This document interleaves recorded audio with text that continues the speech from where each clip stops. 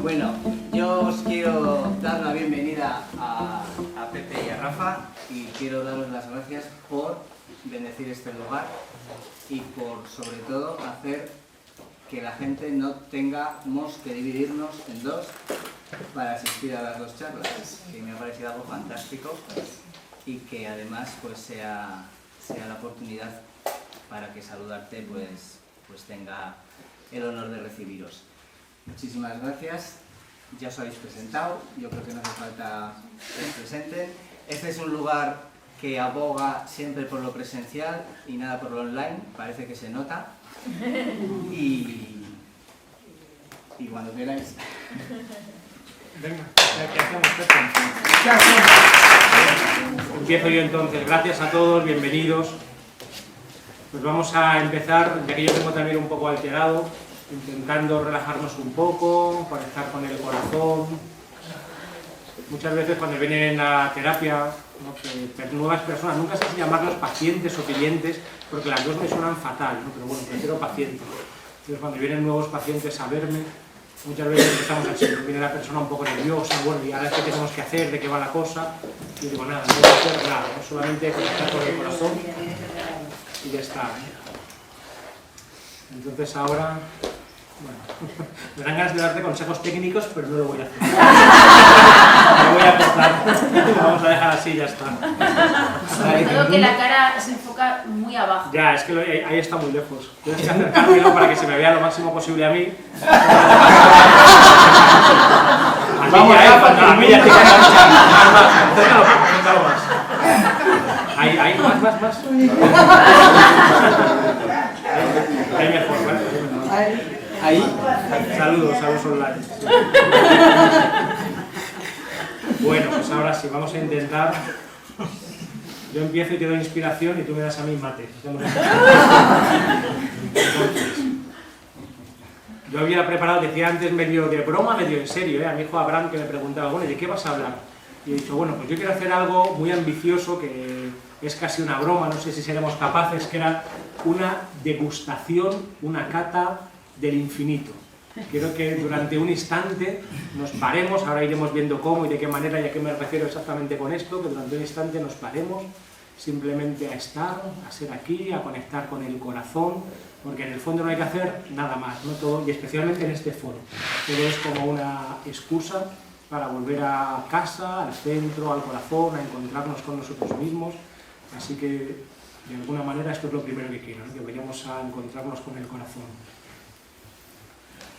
Yo le había planteado lo mío como un taller y como una técnica o una práctica que hago habitualmente en terapia, que sería en esta misma línea de lo que estoy hablando, una técnica que no tiene técnica, porque intentamos volver al estado natural y original de las cosas, pero como a todo hay que ponerle un nombre para que parezca que estamos haciendo algo, pues yo lo voy a llamar una técnica como de unificación o de integración básica, en que intentaremos de alguna manera, como decía antes, pues sentirnos, ir más allá de las identidades y aspectos parciales en los que estamos metidos en el día, y en la medida que cada uno pueda, como una pequeña degustación o una cata, sentirnos a nosotros mismos. El término degustación me gusta, y de hecho en parte se lo debo a Carlos Velasco, que está aquí, porque en una ocasión tú me dijiste, bueno, cada terapeuta tiene su cocina, ¿no? Porque en el fondo cuando uno cierra la consulta, especialmente un terapeuta de orientación un poco transpersonal como somos nosotros, cuando uno cierra la puerta de la consulta y está a solas con el paciente, lo que pasa ahí no se sabe lo que es, ¿no? Entonces cada uno tiene que coger de aquí y allá las herramientas que le han sido válidas y entonces ir haciendo su propia cocina. Esto en otro lenguaje lo podríamos llamar la tortilla de sobras, ¿no? Todos los terapeutas lo que hacemos es, damos un poco de tortilla de sobras, ¿no? Porque más allá de orientaciones muy de escuela, que también las hay, ¿no? Que estos serían como técnicos, que lo que hacen es como seguir una metodología muy pautada, pues la mayoría de nosotros lo que intentamos es ponernos ahí, delante de la persona que viene, ¿no? Delante del paciente o del cliente, y ponernos en juego también en el proceso. Y esto es un poco lo que voy a intentar yo también ahora, ¿no? No solamente estar aquí dando una charla, sino hacer algo entre todos, como un encuentro colectivo, también en este curioso marco en el que estamos Fray Pepe y yo, para que pase algo que nos trascienda, que vaya más allá de nosotros. casi todos los que trabajáis, ¿no? Lo hablo aquí porque en este tipo de contextos suele haber muchos psicólogos o terapeutas, casi todos los que trabajamos con personas o con corazones sabemos que pasa esto, que al final lo que importa no es tanto la técnica, sino que si el psicólogo o el terapeuta es capaz de verdad de ponerse de corazón delante de la otra persona, entonces es cuando pasa algo. La terapia sería entonces como la arena de la autenticidad, ¿no? El lugar donde debe de ocurrir algo que sea de verdad. Y para mí esa es la clave. Y en cierto sentido también la salud emocional o la salud mental sería eso, como hablábamos antes en la presentación de las tradiciones, encontrar uno su propia verdad y su propia identidad. Y esa identidad y esa verdad nunca es algo verbal, no es algo que se pueda decir, porque entonces estamos seleccionando una parte de lo que somos y traicionando a nuestro ser verdadero, a nuestra alma o a nuestra totalidad. Yo creo que funcionamos en niveles diferentes y por eso hay veces que es bueno que duela, porque el dolor emocional y el sufrimiento del corazón puede estar indicando que en un nivel superior, en el lugar de mi alma, de mi espíritu, de mi ser o de mi yo verdadero, es donde está el problema y eso se manifiesta en mi ser concreto en forma de dolor emocional. Esto me baso en una idea que vi una vez leyendo a Hegel, que decía que la paradoja es una verdad puesta cabeza abajo. Y a mí esta idea me encantó, ¿no? La paradoja es una verdad puesta cabeza abajo, es decir, algo de un orden superior que se manifiesta a lo inferior en forma de contradicción, es decir, desbordándolo y rompiéndolo. Y en terapia, de alguna manera, el dolor emocional o el dolor psicológico que todos experimentamos en la vida, que yo no creo que sea una cosa patológica, funciona de esta manera. Normalmente es un indicativo de que hay algo paradójico en nuestra vida y de que hay algo en lo que no estamos del todo escuchando nuestra verdad profunda o nuestra verdad emocional. Por eso casi siempre la primera petición que hace el paciente o el cliente se da en forma paradójica, y por eso parece un chiste, ¿no? Como el que os decía antes, que era real, el de yo no sé si me pasa algo conmigo mismo o si no me pasa nada y el problema soy yo, ¿no? Esto lo he escuchado así tal cual, ¿no? O una que me gusta mucho también, que venía un chico que me decía, dice, yo vengo a terapia porque todo el mundo es muy egoísta. Y, wow, todo el mundo es muy egoísta, y así sí, todos son muy egoístas. ¿Y cómo lo sabes tú esto? Dice, ¿cómo? Porque no piensan más que en sí mismos. Y digo, o sea, que ninguno piensa en ti. Exacto, qué egoístas, ¿no? Pues esto nos reímos, porque todos nos podemos ver un poco reconocidos, ¿no? en este tipo de situaciones y de paradojas. Hay una que me gusta también mucho contar para que se vea cómo funciona esto de que a veces el sufrimiento emocional tiene que ver con la salud del alma. Y a veces el sufrimiento del cuerpo tiene que ver con la salud de la totalidad, ¿no? Si a alguien le pegan un pellizco en el brazo, lo suyo es que chille y que le duela, ¿no? Malo sería que si alguien me pellizca no me duela, eso implicaría que hay un problema orgánico o una enfermedad mucho peor. Entonces siempre que cuento un caso, lo tengo que aclarar todas las veces, es con permiso de las personas que han venido a verme. Entonces este era un señor que tenía por su trabajo dos destinos, pasaba la mitad del tiempo en una zona de España y la otra mitad en otro, y entonces tenía dos novias, ¿no? Una novia en cada puerto. Entonces él estaba muy enamorado de las dos y lo pasaba muy mal porque cuando estaba con una estaba siendo infiel a la otra y cuando estaba con la otra estaba siendo infiel a la una. Entonces él vino el primer día, me contó un poco el caso y me dijo, entonces yo vengo, como usted es psicólogo, pues yo vengo para que de alguna manera juntos encontremos la forma en que yo pueda seguir con las dos, pero estando bien. Claro, es muy interesante esa petición, ¿no? Porque para empezar pone en juego esta idea que os comentaba antes, que no es en absoluto una chorrada, ¿no? Esta persona es un paciente o un cliente.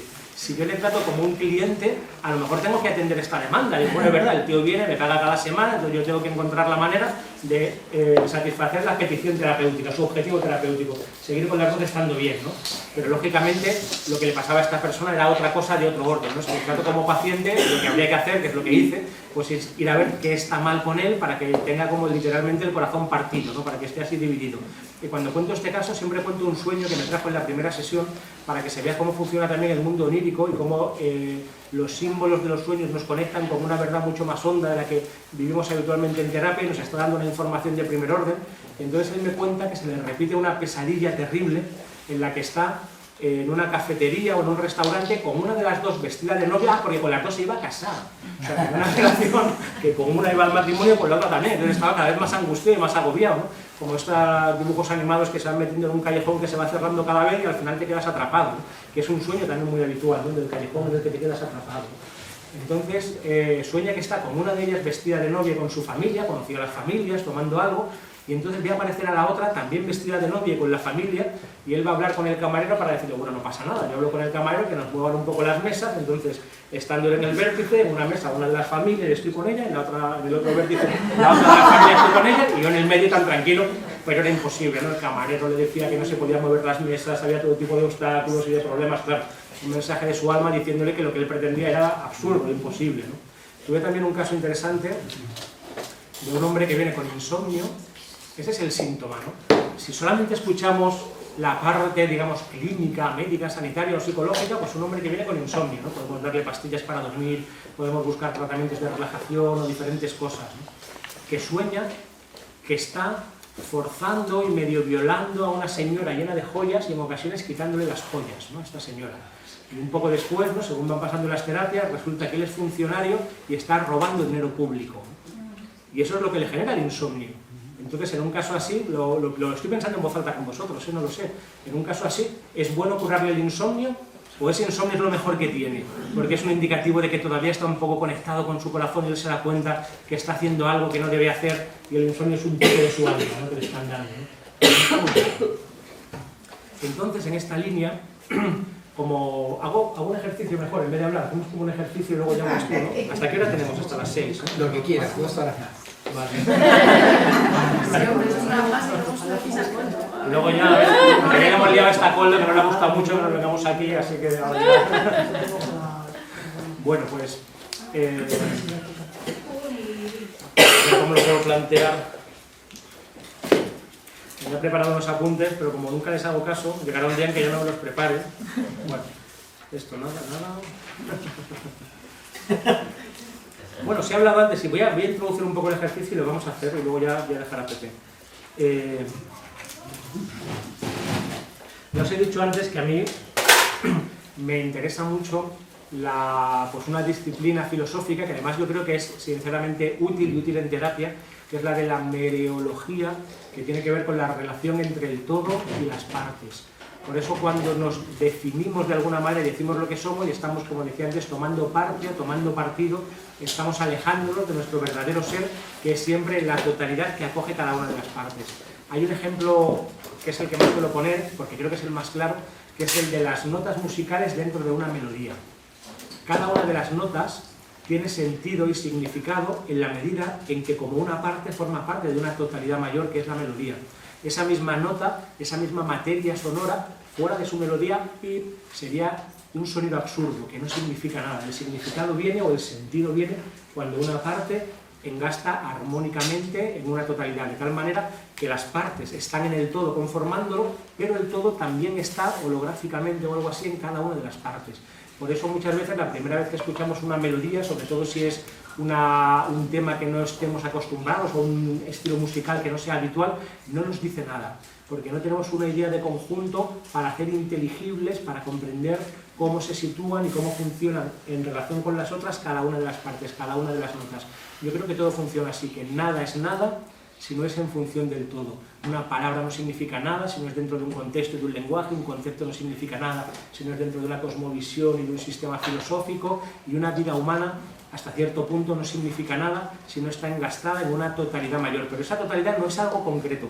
Puede ser, porque yo puedo buscar, como si yo fuera la nota, una melodía con la que sonar o en la que cantar y que más o menos me dota de identidad. Entonces yo puedo encontrarlo en una familia, es una solución muy habitual, algo más grande que yo, que hace que mi vida tenga sentido, porque puedo entregarla a una totalidad. O lo puedo encontrar en una vocación de algún tipo, una obra artística o filosófica, social, y por supuesto en una vida espiritual.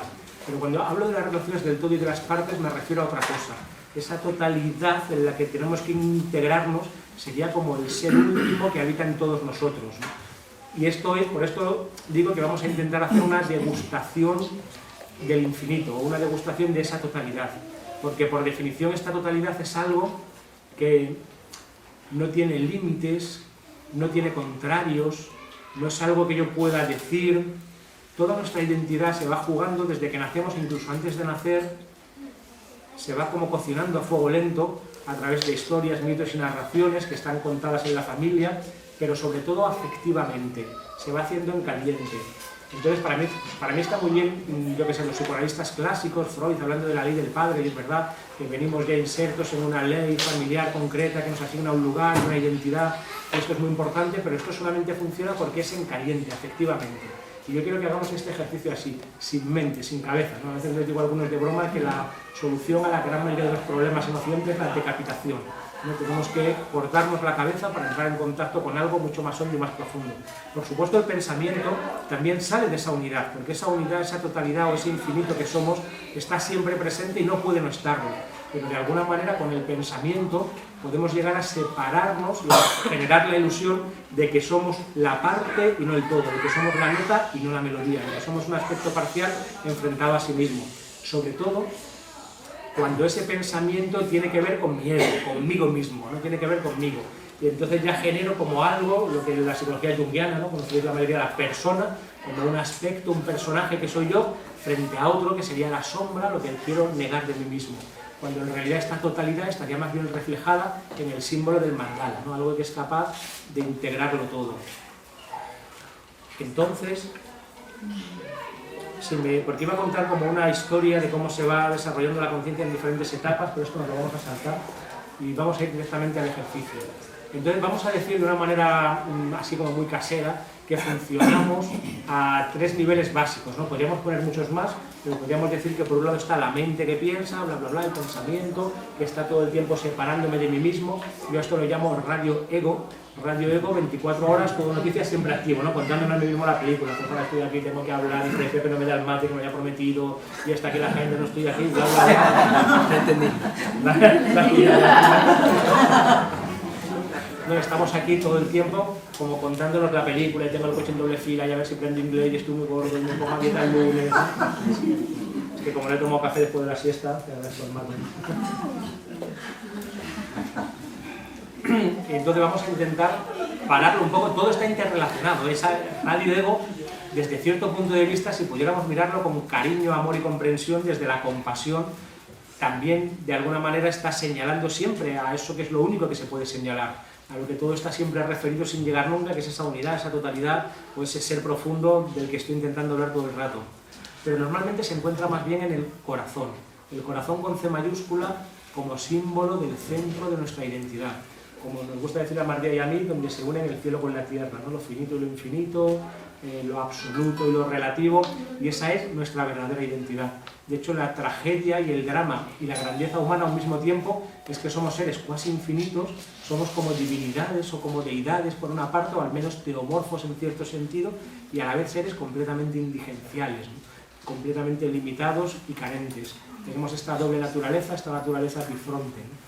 Hay un poeta que lo expresa muy bien, Nicanor Parra, el poeta chileno, que dice una frase que me encanta, que he repetido también muchas veces, que somos un terrible embutido de ángel y bestia, ¿no? Pues justo así lo veo yo, ¿no? Tenemos como este aspecto espiritual y tenemos el otro aspecto, digamos, animal o material, y es ahí, en ese engarte entre los dos, en ese juego, donde se genera nuestra identidad propiamente como humanos. Para mí esta cualidad dual es como la característica antropológica básica de la que habría que colgar cualquier modelo humano. Entonces, estaría esa parte emocional, ese corazón con C mayúscula, que funciona de una manera, como decía antes, sinóptica, en donde está ya condensado, cifrado, todo lo que somos en cada instante, igual que en cada nota de la melodía está la totalidad de la melodía. Si no, esa nota no tendría sentido. Si yo estoy escuchando una melodía o estoy escuchando un discurso como este y las palabras tienen sentido, es porque cada una está aludiendo a todo el universo del lenguaje y en cada palabra está sinópticamente, sintéticamente cifrada esa totalidad. Entonces, esto para mí es especialmente evidente, y esto soy el único psicólogo que yo conozco que lo dice así de esta manera, aunque es algo muy evidente. Esto está también en nuestro mundo emocional. Si somos capaces de parar un poco la cabeza, de mirar al corazón y de escucharlo, ahí podremos ver que cada una de nuestras emociones, de nuestros sentimientos, de nuestras sensaciones, es una cara de la totalidad o una nota musical de la gran melodía que está siempre sonando qué es lo que somos, donde ya no hay separación, no hay dentro ni fuera, no hay arriba ni abajo, no hay una cosa ni otra, no existen contrarios. Había un viejo dicho sufi que era: Dios es aquello que no tiene opuesto, ¿no? Entonces solo se puede encontrar cuando encuentres en ti aquello que no tiene contrario. Es muy parecido a cuando los budistas hablan de lo no nacido. Entonces Dios no puede ser el día porque está la noche, Dios no puede ser lo de arriba porque está lo de abajo. Si encontramos algo que no tenga opuesto y en consecuencia no puede ser dicho, es inexpresable, ahí estamos ya señalando a dónde es. Y es algo que se encuentra más bien en el corazón. Como también han dicho antes en la presentación, sobre todo los dos hindúes, la mente o la cabeza tiene que ponerse al servicio de eso y entonces encuentra también su lugar en lo que somos. No hay que decapitarse en un sentido de que no hay nada que pensar, hay que bajar un poco el volumen del radio ego para que nuestro ego se someta y se ponga a disposición del corazón. En el sufismo se habla del sultán y del visir, o digamos del rey y del primer ministro. El corazón sería el sultán, el que manda, y la cabeza tiene que estar como sirviente al servicio del corazón. Entonces, todo este discurso es para eso, para que escuchemos un poco el corazón. Wow, me sube un poco el mate, ¿eh? Yo es que como no estoy acostumbrado. Otra forma en que me gusta metafóricamente sería, podríamos decir que está la placa base, donde están, yo qué sé, el disco duro, la tarjeta de vídeo, lo que sea, ¿no? Pues en esta antropología muy grosera, como de emergencia, casera, que estamos aquí exponiendo, estaría por un lado la mente, la cabeza que piensa, radio ego, bla, bla, bla, por otro lado el corazón como metáfora del mundo emocional que siente, y luego la parte que podríamos decir instintiva o corporal. Entonces, normalmente el problema es emocional. Es como si la placa del corazón no estuviera del todo bien conectada y entonces parte de la energía o de la electricidad, muy metafóricamente, sube a la cabeza en forma de pensamiento, en ocasiones rumiante, obsesivo, depresivo, o baja al cuerpo, y entonces somatizamos o en forma de acción, y más bien consiste, casi siempre hay una fase en todas las terapias que pasamos por aquí, o al menos forma parte de mi método, como intentar enganchar la placa del corazón. ¿Y por qué la placa se desengancha? Pues en cierto sentido porque solo hay un cable. Y muchas veces queremos estar nada más que conectados con la parte luminosa o positiva o bella de la vida, tomar partido una vez más, tomar la parte por el todo, y entonces queremos tener nada más que el cable bueno y el malo desconectarlo. Pero no se puede, ¿no? Al desconectar el malo lo desconectamos todo, desconectamos nuestro corazón. Entonces se trata de volver a escuchar el corazón sin juicio, sin crítica y con aceptación completa, porque eso es lo que somos. Lo que sentimos, nuestro corazón está siempre más cerca. Tampoco el corazón es el verdadero ser, es la totalidad, pero está mucho más cerca de esa totalidad que nada que podamos pensar. El pensamiento siempre está cambiando, se está moviendo, como las hojas de los árboles, ahora me parece que sí, ahora viene el viento contrario, me parece que no, ahora voy de un lado, ahora voy al otro, pero el corazón sería como el tronco que también se mueve, pero que está como mucho más en el centro. Hay gente que no sabe dónde sentir, dónde se sienten las emociones, esto también lo he visto en terapia. Recuerdo el caso de una persona que estaba totalmente desconectado de su naturaleza original o de su corazón, y entonces recuerdo que cuando estábamos haciendo el proceso falleció un familiar muy cercano, y entonces, claro, yo le dije, ¿y qué sentiste? ¿No? Porque precisamente él tenía problemas, ni siquiera entendía muy bien la pregunta, ¿no? Había veces que le decía, bueno, ¿y qué sientes? ¿No? Así que así, es que no entiendo lo que me dices, no entiendo la pregunta, ¿no? Y yo cuando falleció su padre, ¿no? Le dije, bueno, ¿y qué sentiste? Se quedó así un poco pensando y me dijo, un accidente de estómago terrible, ¿no? Porque él estaba sintiendo con el estómago, con el cuerpo, ¿no? Estaba como somatizando, estaba tan desconectado, ¿no? Que toda la emoción, todo el dolor, todo el duelo, el sufrimiento de la muerte del padre le había bajado en forma de ácidos gástricos al estómago. Entonces, ¿cómo conectamos esta placa? Pues primero observando dónde sentimos. Un pensamiento, vamos a distinguir pensamiento y emoción. Un pensamiento es algo relativamente fácil de señalar porque tengo un cierto control o una cierta ilusión de control sobre ello. Yo puedo decir, los que les hacen un perro, y ahora en un gato, y ahora en el color verde, y ahora en el número 3. Y más o menos en la cabeza va pasando rápidamente de una cosa y otra. Todo esto es pedagógico, porque yo no sé que es un pensamiento, porque todo está relacionado con todo, la palabra, con una imagen, con una sensación, todo va relacionado, ¿no? Pero digamos que hay como una cierta sensación de que tengo un control sobre lo que pienso. La parte emocional es algo mucho más difícil de definir. ¿Qué es una emoción? Se habla como en la película Inside Out, ¿no? Que vimos el otro día, Inside Out 2, o la psicología cognitivo-conductual. Y hay 6 emociones básicas: alegría, tristeza, pena, ira y asco. Bueno, puede que a un nivel muy superficial eso sea así. Ahora estoy intentando curarme mi crítica a la psicología cognitiva, pero bueno, aquí las emociones está claro que hablamos de algo que ocurre en un nivel mucho más hondo, mucho más profundo, y que de hecho no se puede etiquetar, porque como decíamos antes, cada emoción es la totalidad de lo que yo soy visto desde un ángulo concreto. Entonces, ¿dónde se sienten las emociones? Pues, porque una emoción es muy difícil de definir, como mucho de una manera vagamente metafórica, ¿no? Podemos decir, ¿qué es la alegría? Pues estar como ligero, como luminoso, o sentir como que floto. ¿Qué es la tristeza?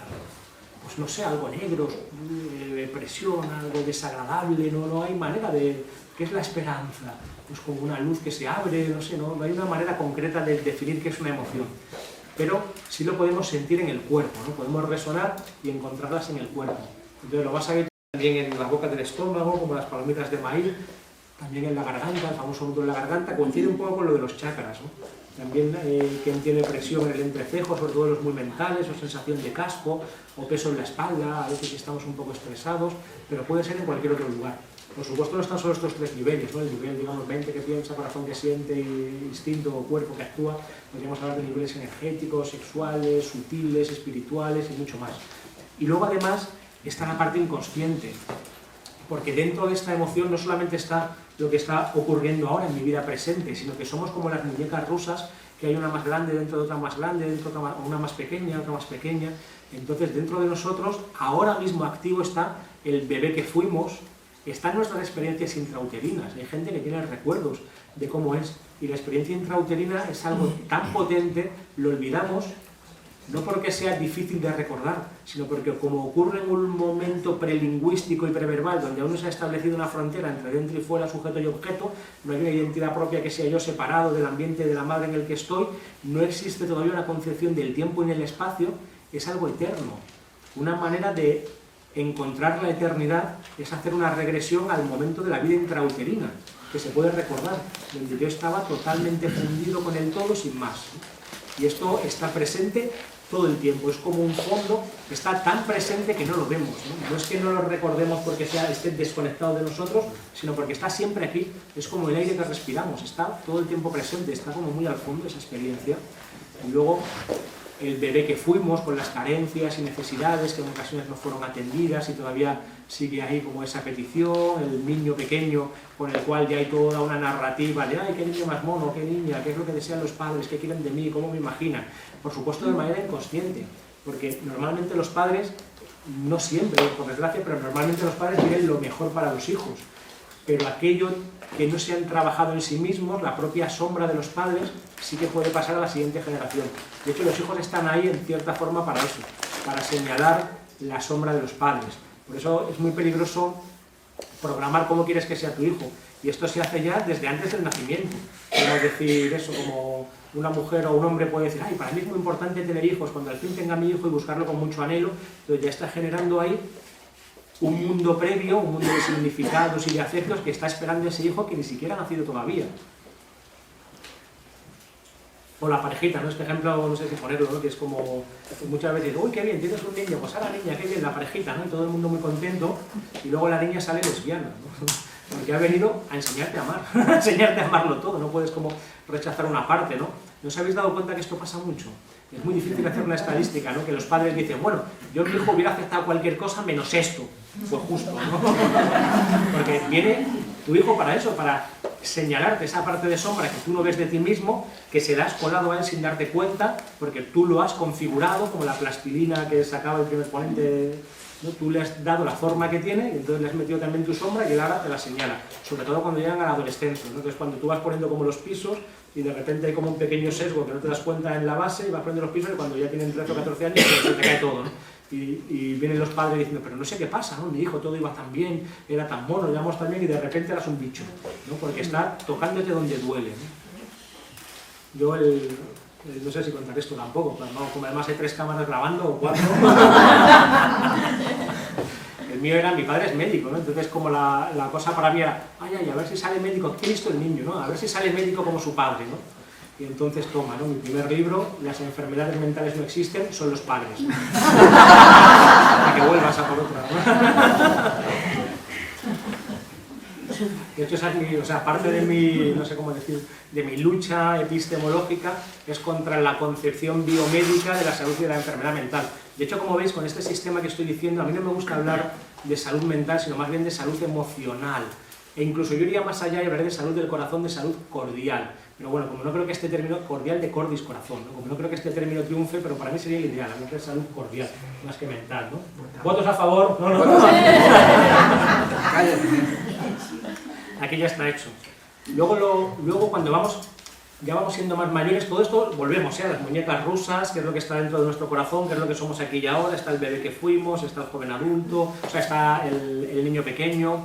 El niño pequeño normalmente tiene como dos posicionamientos según va creciendo, que sería el niño bueno que obedece y sigue el dictamen familiar y el adolescente rebelde que va a la contra. Y casi siempre convivimos como en los dos aspectos, ¿no? Pero moviéndonos en torno a ese eje, ¿no? O estoy a favor de lo que dice papá o estoy en contra, ¿no? Estamos moviéndonos así.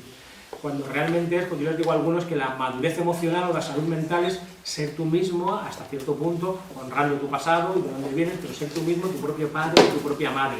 Por lo cual es hacer lo que sea mejor para ti, incluso aunque sea lo que quiere tu padre, ¿no? Esto es lo que le digo a algunos pacientes, ¿no? Porque normalmente los padres aciertan, ¿no? Entonces no hay que ponerse tampoco a la contra por sistema, ¿verdad, Pepe? El padre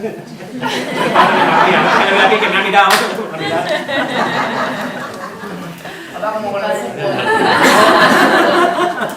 Hay sus dudas con eso, pero bueno. Hay sus dudas. Pero bueno, vamos a dejarlo ahí. Luego vamos siguiendo, ¿no? Normalmente pues ya llegamos como a una primera edad adulta, en donde hacemos proyectos de vida, empezamos a tener sueños, quiénes queremos ser en el mundo social y en el mundo adulto, van pasando los años, luego viene la crisis de la mediana edad, que básicamente es cuando nos damos cuenta que todo eso era basura y que no vamos a conseguir nada, ¿no? Que todos nuestros sueños de adolescencia o sueños de primera juventud no se van a cumplir o solo muy limitadamente, y que en la vida todo es muy limitado, que hacemos lo que podemos con lo puesto, que no sabemos qué hacemos aquí, que he estado como 20 o 30 años o 40 años siendo lo que no soy, pretendiendo fingir que era algo para dar una imagen a los demás o por complacer a mi padre o lo contrario. Y entonces ahí viene la crisis de la mediana edad, ¿no? Que donde puede empezar a florecer como una nueva etapa, que yo creo que aquí la mayoría la habremos atravesado, ¿no? Que puede empezar a atravesar una nueva etapa en la que ya seamos más de verdad, y ahí se abre la posibilidad de lo espiritual, ¿no? La vida es un viaje de ida y vuelta. Primero tenemos que ir cargándonos, ir construyendo ese ego, para luego ponerlo al servicio de algo más grande. Entonces, la vida inconsciente está siempre presente, pero no es inconsciente porque yo no me lo sepa, ¿no? Que yo no inconsciente, que no tengo conocimiento o conciencia de ello, sino que el inconsciente, como dice Lacan, es aquello que yo sí sé, pero que no sé que lo sé. No lo sé mentalmente, pero está en mi corazón, lo siento en mi corazón. Por eso la mayoría de los síntomas son, como decía antes, paradójicos y un poco indecibles.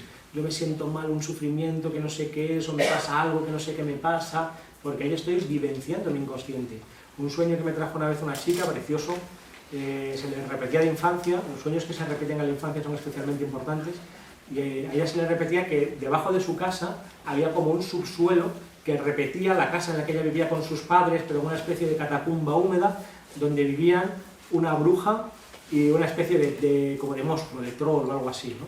Que eran símbolos de la sombra, del aspecto negativo del padre y de la madre, ¿no? Como un subsuelo que estaba siempre, y ella tenía que tener mucho cuidado de no caerse, de si se metía por ciertos sitios pues iba directamente a esta catacumba, ¿no? La bruja suele ser, o el ogro o algo parecido, ¿no? Suelen ser símbolos de las sombras paternas o maternas, porque el padre y la madre en su aspecto negativo y no reconocido es el que no es capaz de dar individualidad a su hijo, sino que lo quiere para sí mismo, que es una tentación. Por eso es como que se comen a los niños, se nutren y se alimentan de los hijos, ¿no? En vez de darles como autonomía e independencia y que vayan para el mundo. Y es una tentación que yo como padre puedo entender muy bien, ¿no? Porque el hijo es algo que te enamoras, es como una joya bellísima que tienes, que tú estás cuidando, de lo que estás poniendo todo tu corazón, toda tu identidad. Yo ahora soy padre de este hijo y eso me da una identidad. Un niño cuando es pequeño te trata como si fueras un dios, ¿no? Entonces es una cosa a la que es muy fácil engancharse, o una diosa, ¿no? Entonces hay que tener mucho cuidado. Por esto, como dice Mardía, tener hijos es primero la labor de máximo apego, porque el niño cuando es pequeño depende de ti totalmente y hay que asumir el papel de padre o de madre plenamente, y luego según van creciendo años, más difícil todavía, máximo desapego. Eso tan bello que has ido creando para ti, ese niño bonito, para el mundo, ¿no? Ya no es tuyo, ¿no? Nunca te perteneció en realidad. Hay que hacer como sístole y diáspora, ese doble proceso. Entonces vamos a hacer ahora este ejercicio, vamos a empezar y ya está, ¿vale? Y luego te dejo.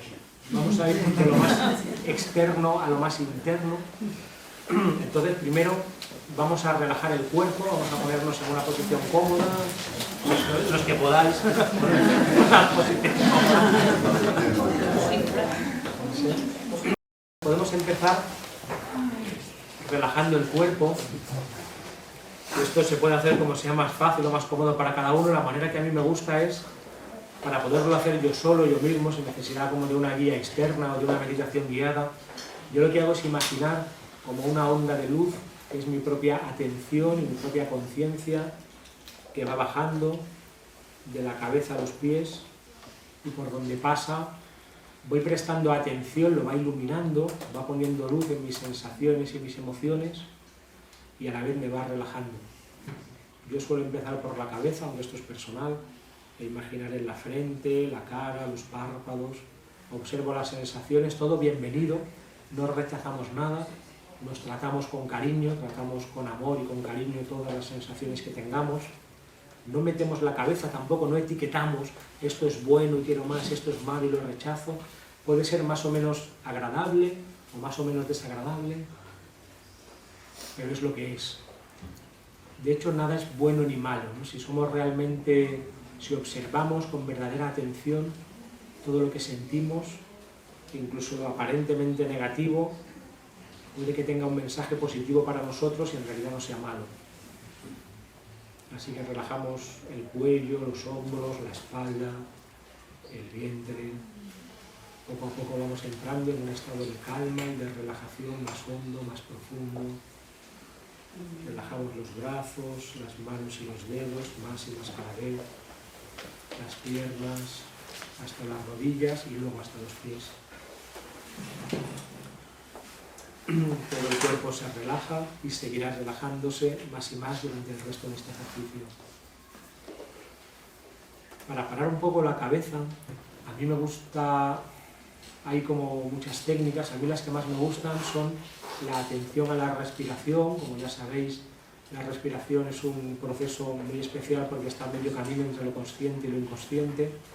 Es algo que funciona solo, pero de lo que puedo tomar conciencia y que inmediatamente nos ancla en el presente, nos trae del aquí y de la ahora. No hace falta modificarla, solamente observo cómo entra el aire y cómo sale sin más. Y al que le sea útil, para parar el pensamiento, que son como las ondas del lago que se van moviendo, podemos utilizar un mantra o una salmodia, vale cualquier palabra positiva. Si alguien tiene un mantra de una tradición, es perfecto, Om Mani Padme Hum, Cristo, Padre Nuestro, Maranatá, sí, Allah. Y si no, yo sugiero la palabra gracias, porque hay un montón de estudios, incluso cognitivos, de los beneficios asociados a la palabra gracias. Entonces podemos repetir mentalmente, internamente, gracias, gracias, gracias, mientras observamos la respiración, sin más. No hay nada que conseguir, no hay ningún sitio al que ir, no hay nada que hacer después, nada está bien ni mal. Este ejercicio no se puede hacer ni bien ni mal, porque consiste solo en respirar y recitar el mantra. No hay deseos, no hay expectativas.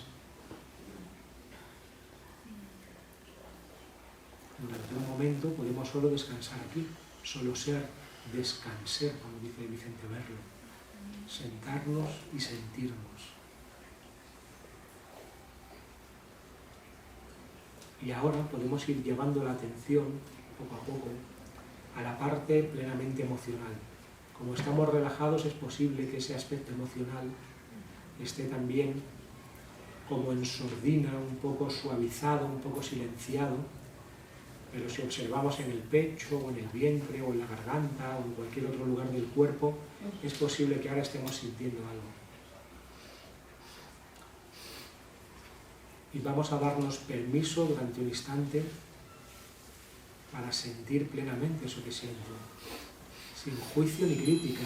No es algo bueno ni es algo malo, puede ser más o menos agradable, más o menos desagradable, pero no es bueno ni malo.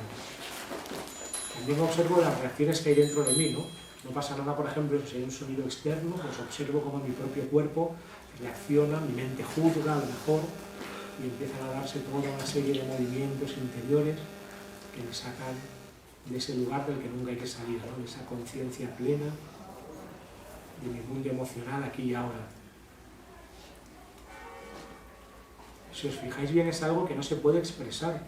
Si yo quiero poner en palabras lo que siento, lo estoy traicionando, porque está señalando algo que va más allá de mi psique individual necesariamente. Toda palabra, toda idea, todo concepto, toda identidad se queda corta frente a lo que siento. ¿Cómo podríamos decirle a alguien que no supiera, no sea un alienígena, que no conociera cómo es sentirse como un ser humano, qué sentimos?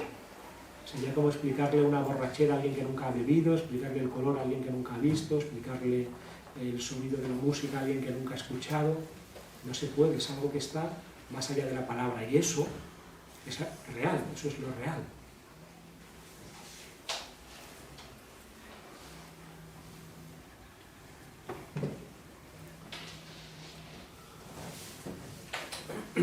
Puede que al mirarnos nos vengan emociones o sentimientos desagradables, puede que nos vengan recuerdos de infancia, como decíamos antes, todo está activo, toda nuestra vida inconsciente, las muñecas rusas, todo está ahí activo, todo lo que hemos sido, todo lo que somos y de alguna manera todo lo que seremos. Pero ahora, como no tenemos mucho tiempo, simplemente vamos a cogerlo. Voy a mirarme a mí mismo con ojos divinos. Si alguien tiene una tradición o una religión o le sirve un arquetipo religioso, vamos a mirarnos así a nosotros mismos. ¿Cómo me miraría un ser que es todo bondad, todo amor, todo sabiduría? ¿Cómo me miraría Jesucristo o la Virgen María, o un Dios, una diosa, una divinidad? Es todo amor. Y si alguien prefiere en otras metáforas, ¿cómo me miraría desde el sí mismo profundo, desde el verdadero yo? Desde el ser más hondo que soy, desde mi nobleza, desde el lugar de máxima altura o de máxima hondura, que es lo mismo. Yo puedo mirarme así a mí mismo, mirarme con ojos de Dios. Y todo lo que experimento y todo lo que siento puede ser visto desde el amor, la sabiduría y la compasión. ¿Cómo me miraría Buda? ¿Cómo me miraría una diosa? ¿Cómo me miraría una chamana o un chamán? Así me puedo ver a mí mismo. Normalmente, ahora no lo vamos a hacer, ¿no? Sería para otro momento esto. Normalmente puedo encontrar también en mi interior quejas, reproches, qué es lo que me parece que anda mal, que si tiramos del hilo suelen remontarse a la primera infancia. Es muy alucinante que la mayoría de la gente se ha pasado toda la vida quejándose porque cosas que pasaron en su primera infancia no fueron como debieron ser, y es verdad que no lo fueron. Y que entonces yo todavía quiero ser visto por mi padre, o quiero ser amado de tal manera por mi madre, incondicionalmente, o quiero que me den una guía o una dirección que no me dieron. Pero de lo que se trata es de dejar atrás ese pasado, acogiéndolo y honrándolo, para poder ir hacia el futuro plenamente. Entonces, bueno, me voy a animar a hacer un final de 5 minutos. ¿Te parece bien, Pepe? Porque como no sé cuánto tiempo tenemos, me queda todo esto. Bueno, pues entonces vamos a volver a observar nuestras emociones, nuestro corazón lo más hondo y profundo posible, y os voy a guiar por una imaginación activa. Y entonces, si a alguien le resultará demasiado intenso, que abra los ojos y que pare, no hay ningún problema.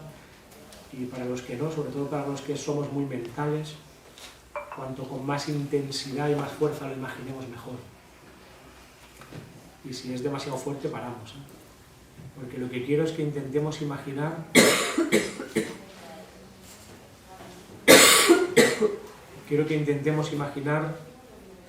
el corazón, el alma, el aspecto más bello y positivo de nuestro padre y de nuestra madre. No solamente como luego los señores mayores, para la mayoría que fueron creciendo, sino como lo sentíamos en la infancia. Pero vamos a fijarnos solamente en lo positivo. Hay padres que no tienen nada positivo y es muy poco positivo, pero la gran mayoría de los padres han hecho lo mejor que han podido, y además vamos a poner como un modelo antropológico en el cual incluso el peor de los padres es porque ha estado como secuestrado por sí mismo, por su ego. Y realmente hay una parte profunda, honda, bella y luminosa en todos nosotros.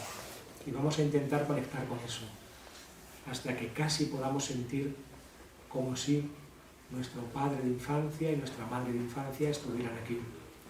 Podemos valernos de algún recuerdo o alguna sensación sutil, cómo nos miraban, cómo olían, cómo se movían, cómo se dirigían a nosotros, cómo era el sonido de su voz. Solo la parte positiva. Y se van a colocar a nuestras espaldas y van a poner una mano encima de nuestros hombros. Uno de ellos, papá o mamá, en el hombro derecho y el otro en el hombro izquierdo. Y podemos sentir una energía sanadora, noble, bella, luminosa, que va entrando desde sus manos por nuestros hombros y va llegando a nuestro corazón y lo va llenando hasta llenar todo el cuerpo. Vamos siendo cada vez más esa luz y esa energía positiva que viene a través de ellos. Lo negativo lo trabajamos otro día, ahora solo lo positivo. Si miramos atrás veremos que no están solos nuestros padres, detrás están los abuelos, que ya son 4, poniendo las manos en los hombros de los padres, y a través de ellos, de los abuelos, viene una energía a los padres que pasa hacia nosotros. Detrás de los abuelos, bisabuelos, que son 8, tatarabuelos 16, y así una generación tras otra, una enorme pirámide humana con todos nuestros ancestros, que enseguida son miles, cientos de miles, millones. Es casi como si fuera la humanidad entera. Solo la parte positiva. Y todos y cada uno de ellos se han amado de algún modo y han puesto una intención para que estemos aquí y están dentro de nosotros de alguna forma. Y podemos sentir una enorme fuerza, una luz muy poderosa que viene de toda la humanidad y va pasando por nuestros ancestros, por nuestro linaje, que es la forma concreta en que estamos en este mundo, una generación tras otra, hasta llegar a nuestros abuelos, a nuestros padres y luego a nosotros, y nos va llenando más y más de esa luz y de ese amor que viene de todos ellos. Aunque haya alguno que falle en el árbol, no pasa nada, porque la fuerza es tan grande que arrastra cualquier resto de negatividad y todo se transmuta en una luz positiva en mi corazón. Fundidos, como en un abrazo, juntos, se van haciendo uno y podéis caminar hacia adelante, hacia una especie de imagen natural, como cada uno le imagine, un amanecer, una playa, un bosque, que representa nuestro futuro, ya teniendo toda la energía de los ancestros, unificando el niño y el adulto, también con esa mirada espiritual, mirándonos a nosotros mismos con la mirada divina, con amor y compasión, como si hubiera una divinidad que puede sentir hasta las últimas fibras de nuestro ser y amarlas y aceptarlas como son. Podemos mirarnos así a cada uno de nosotros mismos. Y damos las gracias por este pequeño ratito de conexión. Gracias, gracias, gracias. Y poco a poco, cada uno a su ritmo, podemos respirar, movernos, abrir los ojos. Si alguien ha tenido algo positivo, lo puede guardar como una semilla en la tierra. No hace falta hablarlo mucho, ni moverse mucho para que se vaya sentando. Y bueno, básicamente ya está. Gracias, Rafa. Un contexto, una enunciación para que esto parezca algo sumamente ordenado y académico, 5 puntos a desarrollar y un pretexto. O sea, el contexto es este ambiente en el que estamos, que es el del foro, que tiene algo muy grande y que incluye este espacio donde estamos compartiendo, en este caso Rafa y yo, y escuchando a muchos otros que podemos escuchar o escuchándonos, pero que tiene algo más grande que todo esto, que es el encuentro que está sucediendo. Y ese encuentro, lo que nos está pasando en el encuentro, tiene inteligencia propia, tiene vida propia, tiene fuerza propia. Así que como que podamos estar al servicio del foro y no del foro al servicio de nuestra charla, porque entonces no tendría sentido. Y el foro. Podríamos cambiar foro por fogata, sin pretender que hagamos líos conceptuales, ¿no? Porque en realidad es una fogata la que vivimos, que es como esta mañana, ese evento, ese ritual maravilloso resultó conmovedor. Encender un fuego, encender nuestros cirios y calentarnos un poquito alrededor, que además estaba bastante frío a pesar de que estamos en verano y post lluvia. Esta mañana estaba bien fresquito, entonces se sintió ese fuego. Bueno, esto mismo, lo que nos está pasando en este contexto, la ponencia de ahora versa así: ser para Dios, ser para los demás. Así lo enunciamos, así me lo pidieron o así lo acordamos, creo, ¿no? Y esto ya tiene un problema, y acá comenzamos el desmonte, ¿no? Yo marco como 5 puntos de los cuales seguramente no hablaré y no desarrollaré. Primero, el problema de Dios. Es un problema hablar de Dios ya. Un gran problema. ¿Qué es Dios? ¿Quién es Dios? Y los que no le llaman Dios, que quedan afuera, es otro problema. Entonces, me gustaría empezar con la expresión del maestro Eckhart, que es: para ir a Dios hay que dejar a Dios. Segundo, la dimensión inspiradora de la vida. ¿Cómo vivimos de inspiración? Más de inspiración que de mentalización, proyección. La inspiración es lo que surge de cuando estamos viviendo el presente. Tan mentado, por cierto, en círculos espirituales, en los caminos espirituales de los que estamos aquí y que cultivamos, que vivir el presente.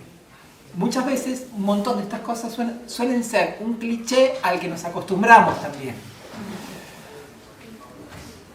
Tercero, y esto me lo inspiró ayer cuando escuchaba a Mardía, y por acá nombró a Hegel, Rafa, entonces, y relacionado con el primer punto, que para ir a Dios necesitamos dejar a Dios. Tesis, antítesis, síntesis. Todos tenemos una tesis. Aunque no hayamos estudiado nada en la vida, todos tenemos una tesis sobre cómo debería ser la vida, cómo es Dios. La construcción de esa tesis simplemente ha acontecido en nuestra vida por haber vivido, porque vivir es aprender. Vivir es una gran tesis, la tesis del vivir. La aprendemos de los acontecimientos, de lo que recibimos de nuestros padres, de la educación, de crecer, de vincularnos.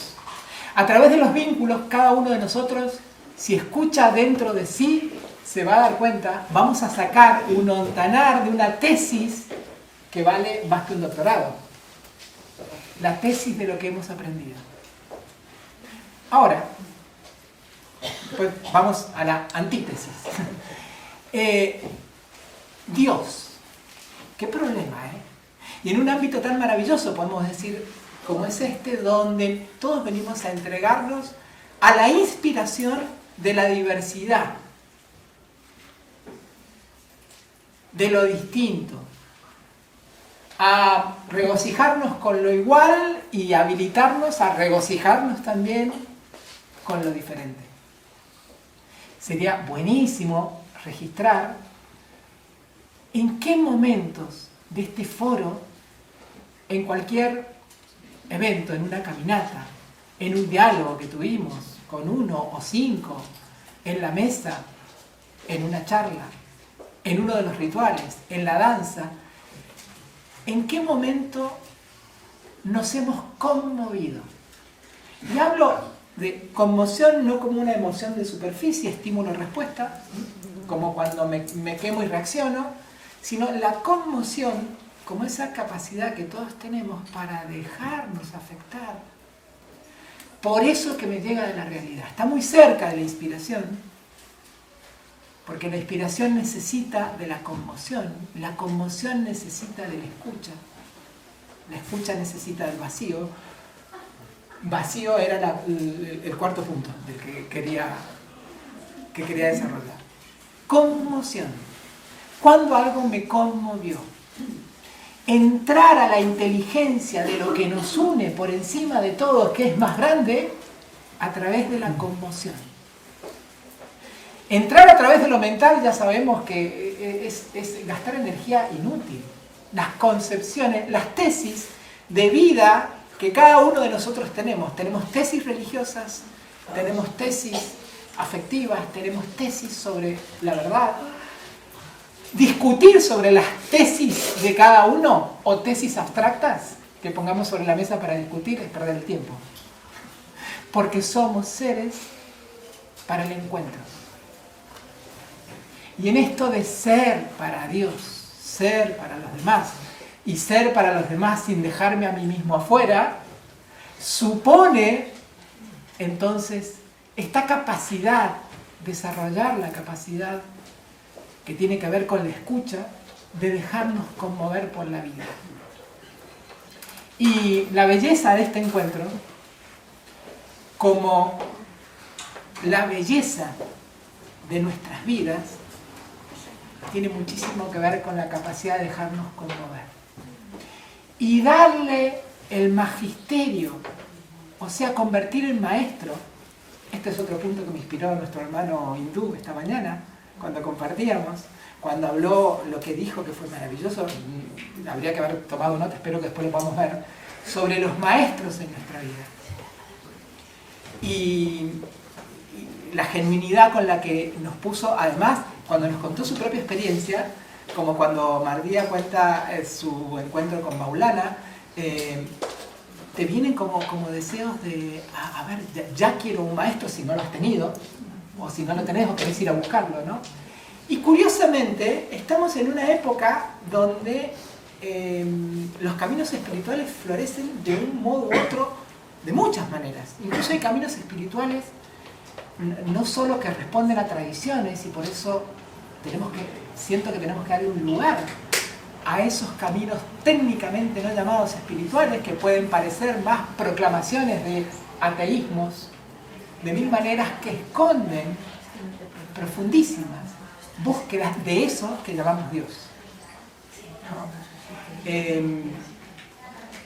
El magisterio de la realidad. Tengo la impresión que, unido a lo que se dijo esta mañana y a los maestros que aparecen en nuestra vida y nos inspiran, a veces le dan un vuelco a nuestra vida radical, otras veces entran para ser guías en el camino, muy bien, pero también hay mucho guruismo, mucha necesidad de darle poder, y hay algunos necesitados de tener poder, y el poder, uno de los muy fuertes hoy en día, el poder espiritual, que vende mucho y factura muy bien. Entonces, hay mucho gurú de facturaciones muy altas, y esto con el absoluto respeto a todos los pretendidos gurús, qué sé yo. Pero sospecho que esta época nos puede traer, o nos está invitando a un nuevo paradigma. Ya no de seguir gurúes de turno, sino que hay un gran maestro que tiene la realidad. Y hoy sospecho que hay un gran gurú que la realidad tiene hoy en este camino que en este foro nos convoca, que es la diversidad. La diversidad es maestra. La diversidad acogida, asentida, acunada adentro, es una escuela de eso que en las tradiciones llamamos Dios. Porque Dios es lo uno y lo diverso al mismo tiempo. En el cristianismo es la Trinidad, o Sat Chit Ananda, también podríamos hablar de la Trinidad. distintas manifestaciones en nuestras tradiciones que hablan de eso que es uno, la presencia, lo divino, lo real, la vida, Dios. Y que es manifestación también de lo diverso. Cada vez que en nuestra vida hay una como clausura de lo diverso, se está clausurando un lugar de nuestro corazón para esa presencia de Dios. Esto no suele estar en nuestro horizonte, porque Dios para nosotros, en nuestra experiencia, sagrada para cada uno, porque la experiencia que tenemos de la vida y de Dios es sagrada, al mismo tiempo necesitamos del aprendizaje de que esto que estoy sintiendo, esto con lo que estoy vibrando, que le llamo Dios, presencia, realidad, lo divino, es al mismo tiempo lo que no es. Y por eso tiene razón el maestro Eckhart, de que para ir a Dios es necesario dejarlo a Dios.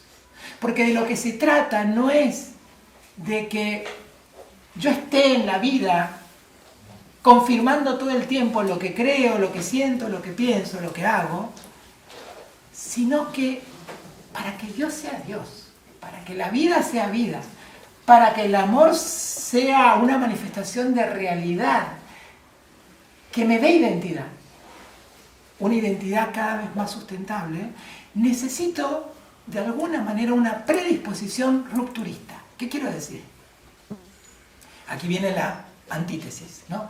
Que la tesis que yo tengo de la vida, lo concebido, lo aprendido, lo sentido, lo más fuerte, siguiendo a Rafa, el registro afectivo que tenemos de la vida es, creo, probablemente lo más fuerte, porque todo pasa por allí, por la tonalidad afectiva, emocional, con la cual nuestras células también aprenden desde esa emocionalidad, y nuestra inteligencia se nutre mucho mejor, porque no está aislada, de los saberes que vienen de lo que degustamos, ¿no? Los saberes que vienen de lo emocional, de lo afectivo. Bueno, eso constituye nuestra tesis. Pero queremos ir a más Dios en nuestra vida. Está clarísimo que el camino no es afirmar cada vez más en cuál es mi credo. No perdamos el tiempo en afirmar cuál es mi credo. Lo cual no es ni significa abrirnos a una especie como de sincretismo. Perder el miedo al sincretismo cuando pierdo o cuando me abro a que se rompa de alguna manera, de algunas maneras, aquello con lo que yo vivo mi ir más hacia Dios. Y digo que se rompa porque en realidad la vida se encarga de rompernos. La vida sola, el vivir solo, el escuchar, dejarnos romper. Pienso que en un camino de evolución, y no puede haber un camino serio, profundo, de vida humana, y por lo tanto creyente y amante, y como queramos llamarle a nuestras búsquedas espirituales, que no esté marcada por la evolución, por un deseo de más. Ahora, ese deseo de más no es confirmar lo que ya tengo y sé. Y esta es la base de todas nuestras desencuentros entre nosotros y los posibles desencuentros que hayan de tradiciones espirituales. Es que yo necesito confirmar mi tesis, ¿no? La maravilla es que como Dios no es eso, ¿qué es Dios? Sabemos en la intuición profunda de nuestros corazones qué es eso que anhelamos. A veces nos atraviesa un anhelo y una nostalgia. El ejercicio va a ser de degustar el infinito. Bueno, y yo te decía que íbamos a hacer acá el ejercicio de degustar lo finito. Bueno, porque en realidad el anhelo de Dios, de eso, ¿no? En el taoísmo les gusta hablar de eso, o de ello, o de él, o de la presencia, o de ese fueguito, es despertador de esa nostalgia de infinito que tenemos. Y ser humanos es vivir con nostalgia. Con nostalgia y con un anhelo insaciable.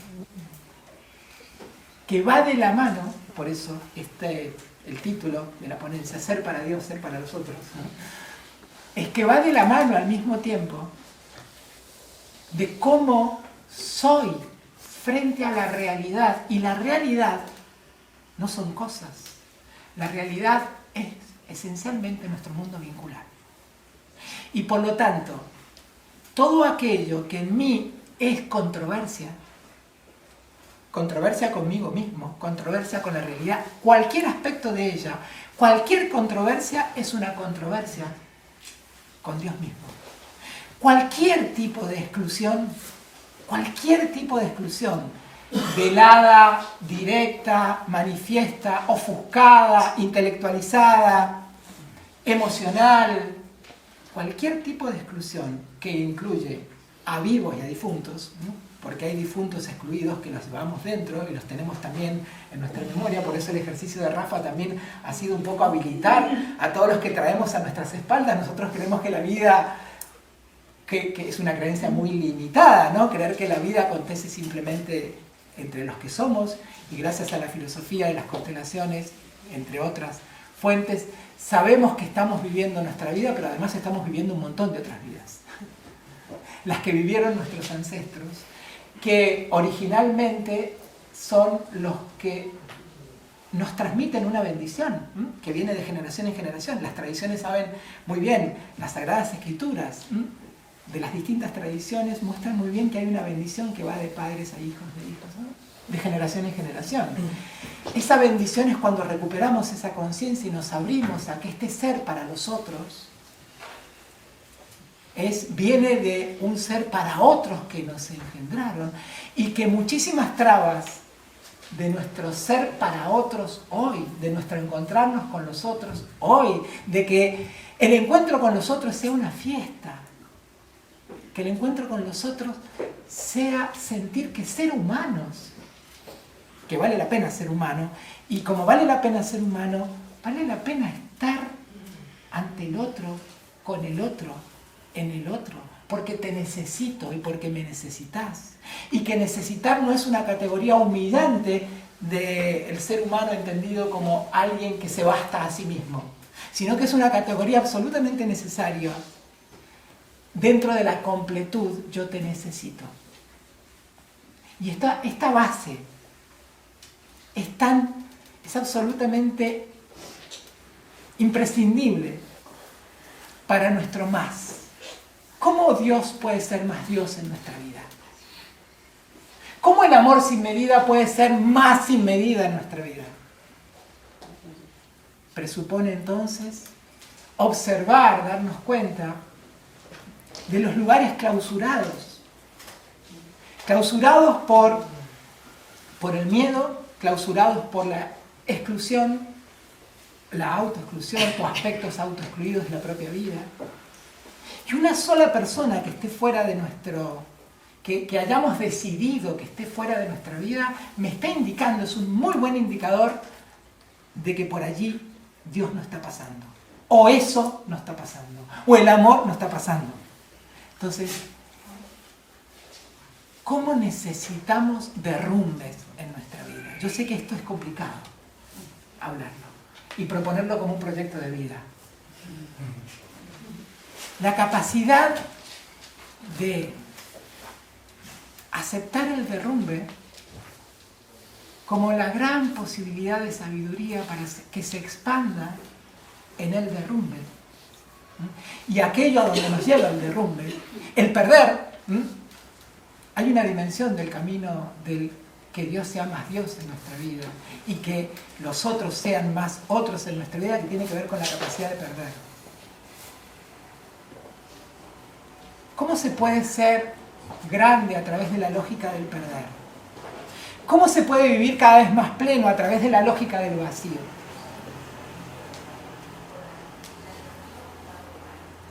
Porque justamente hay camino cuando aceptamos que caminar es andar muchas veces sin ver el camino.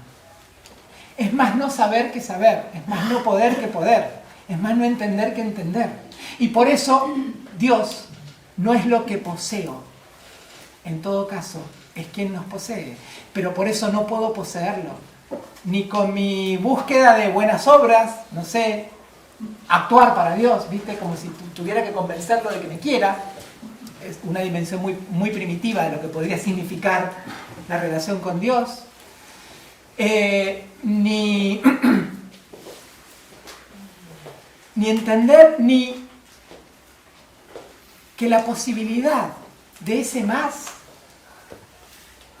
tiene mucho más que ver con el aceptar la lógica. Volvemos a Eckhart, de que cuanto más lo perdés, más lo tenés. Y por eso, en el corazón de nuestras búsquedas espirituales, y esto nos puede llevar una vida para dar el giro, y a lo mejor nadie puede decir que termina de darlo, porque en realidad somos un proceso permanente en este gran giro de que solo podemos abrirnos para que Dios sea Dios, la realidad se muestre en toda su anchura, profundidad y belleza, para que el cielo se muestre en la tierra, cuando aceptamos perder la imagen de Dios que tengo. El encuentro es posible porque perdés. El encuentro es posible con el otro porque pierdo. Y cuando pierdo, el perder desde el espíritu no es quedarme llorando en un rincón porque me quedé sin algo muy importante. Es que la lógica es otra. Perderme en la entrega, entregarse, entregar ser, es ensanchar mi capacidad de acogida para eso que es infinito y que no puede ser controlado, no puede ser manejado, no puede ser, solo puedo habitar con oleadas de eso, que es presencia, que es amor sin medida, que es wow, que nos conmociona, que nos conmueve, que en el fondo es la llama viva con la que el mundo está en pie, las cosas están en pie. Porque al final, todo lo que está vivo no es más que una manifestación de eso que llamamos lo divino.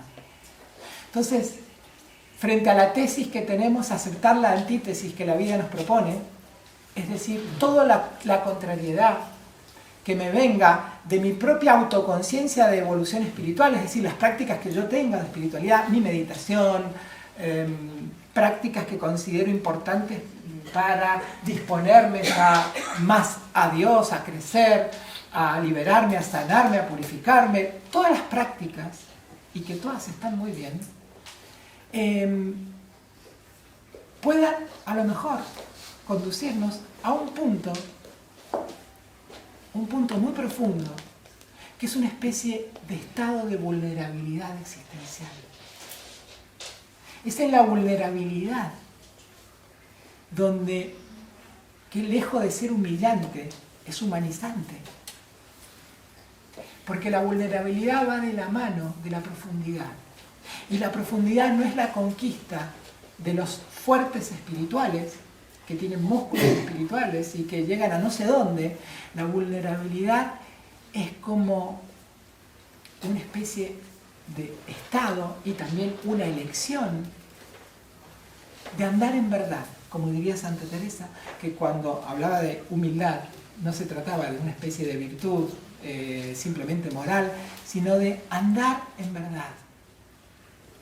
Vulnerabilidad que nos permita estar en contacto con la inmensa vulnerabilidad que somos. Y si no nos hemos enterado, la vida se va a encargar de que nos enteremos de la vulnerabilidad que somos. Y la vulnerabilidad es el lugar donde lo infinito y lo finito se pueden abrazar muy bien. ¿Quién es Dios? ¿Qué es Dios? Yo siento profundamente, y tal vez siguiendo a maestros, y siguiendo una inspiración, que es lo que queda cuando todo se cae. ¿Qué es el genuino amor? Es lo que queda cuando todo se cae. Y aunque parezca catastrófico esto, y lo que estoy anunciando no tiene ninguna adrenalina aparentemente, ser para Dios, ser para los otros, de alguna manera es ir aceptando, rendirnos, a dejar que la vida sea.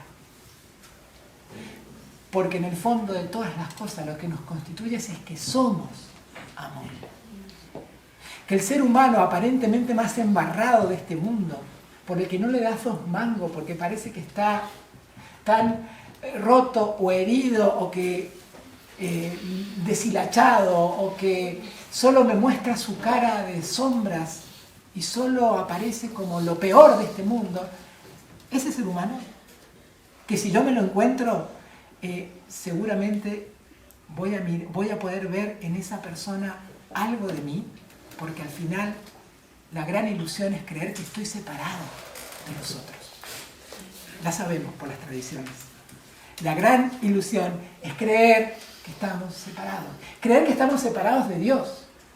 Pero otra gran ilusión es creer que yo tengo que ir a Dios con mi esfuerzo. Y es la ilusión del voluntarismo.